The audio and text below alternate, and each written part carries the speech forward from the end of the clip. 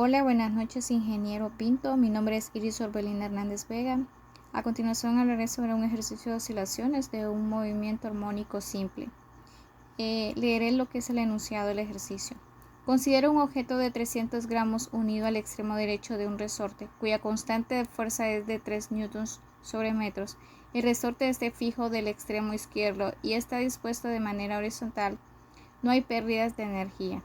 La posición es positiva a la derecha de la posición de equilibrio, mientras que la velocidad positiva es tomada cuando el movimiento es a la derecha. Para poner en movimiento el sistema de bloques se desplaza 300 milímetros a la izquierda de la posición del equilibrio y se le da además una rapidez inicial de 300 milímetros sobre segundos dirigida hacia la derecha. Desarrolle paso a paso los siguientes incisos. A. Encuentra la posición después de un segundo. B. Encuentra la velocidad después de un segundo. Y C. Encuentra velocidad cuando el objeto pase por segunda vez por la coordenada X es igual a 50 milímetros. Ok, para empezar a resolver este ejercicio, lo primero que tenemos que hacer es hacer un diagrama de movimiento que tendrá nuestro oscilador.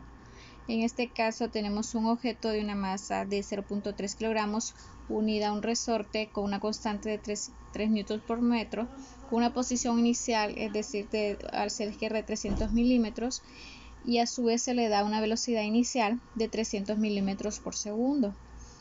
Para efectos de este ejercicio, recordemos que la posición hacia la izquierda serán tomadas como negativas y las velocidades también, y las posiciones hacia la derecha y velocidades serán tomadas como positivas.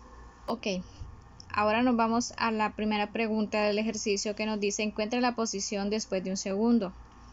Ok, recordemos que tenemos un oscilador armónico simple. En este caso, primero planteamos la ecuación de movimiento armónico simple que nos dice que X en función del tiempo es igual a la amplitud por el coseno de la frecuencia angular por el tiempo más nuestro ángulo de fase phi más teta.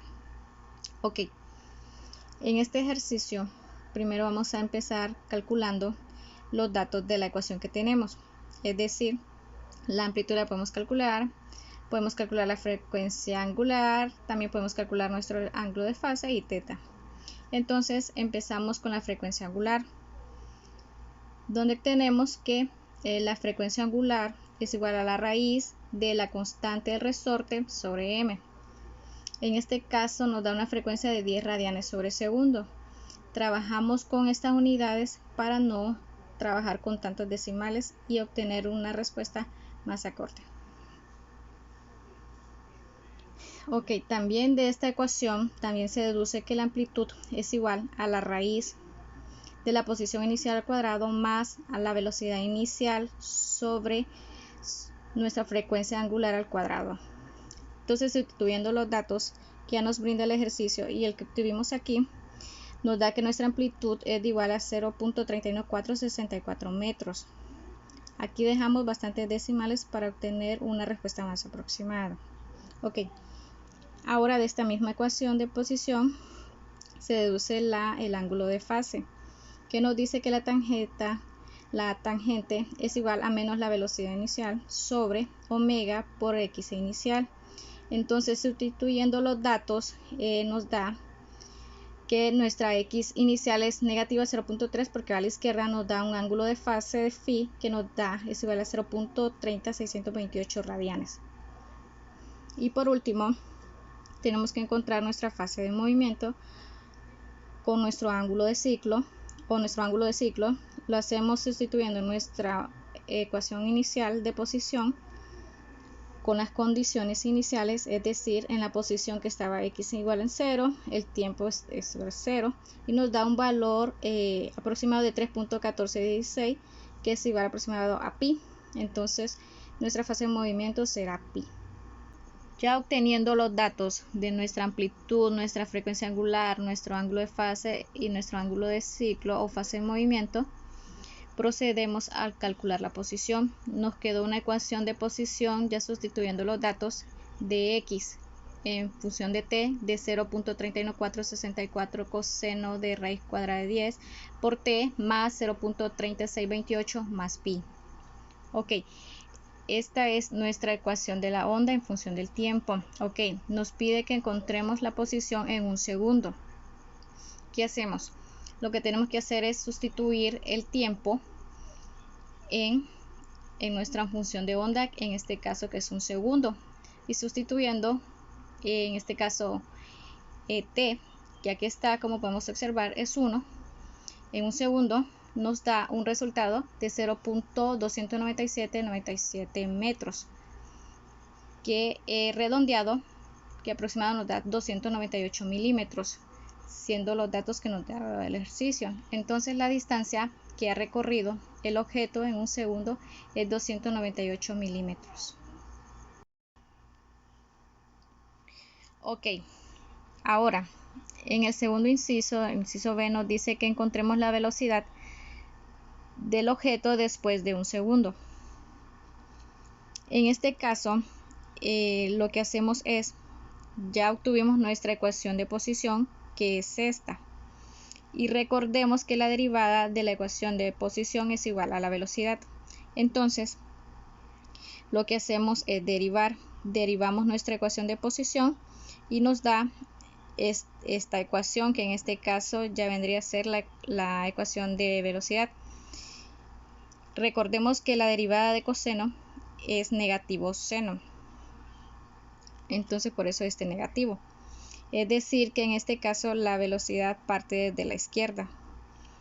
Y ahora simplificamos nuestra ecuación de onda y ¿qué tenemos que hacer?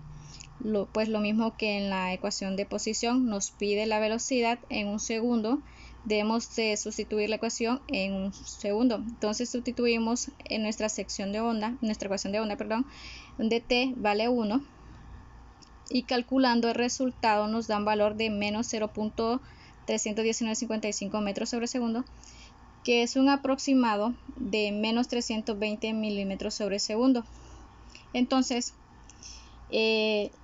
la velocidad que ha recorrido la onda después de un segundo es de menos 320 milímetros sobre segundo. Ok, en el tercer inciso, que nos dice que encuentre la velocidad cuando el objeto pase por segunda vez por la coordenada x igual a 50 milímetros. Entonces aquí tenemos que encontrar la velocidad del objeto cuando éste pasa por segunda vez en esta coordenada. Ok, aquí utilizamos la ecuación de posición original, que es en función del tiempo, que es igual a la amplitud del coseno de omega por t más el ángulo de fase. Entonces aquí tenemos nuestra ecuación de posición original que nos quedó, y lo que tenemos que hacer, como nos pide encontrar la velocidad, hay que encontrar el instante en el cual pasa por esa coordenada, y como lo haremos por medio de la ecuación de posición. Entonces encontramos el tiempo, y si encontramos el tiempo en el cual x llega a igual a 50 milímetros, encontraremos la velocidad. Entonces aquí sustituimos nuestro valor de x de t igual a 0.05, entonces lo pasamos a 0.5 metros, entonces lo sustituimos aquí. Y despejando para nuestro tiempo, igualando la ecuación, nos queda una ecuación de 1.4112, que es igual a raíz de 10 por t más 0.3628. Despejando para el tiempo nos da un tiempo total de 0.35 segundos. Ok, como segundo paso ya tenemos nuestra ecuación de posición original. Ahora vamos a derivar nuestra ecuación, porque recordemos que la derivada de la posición es la velocidad.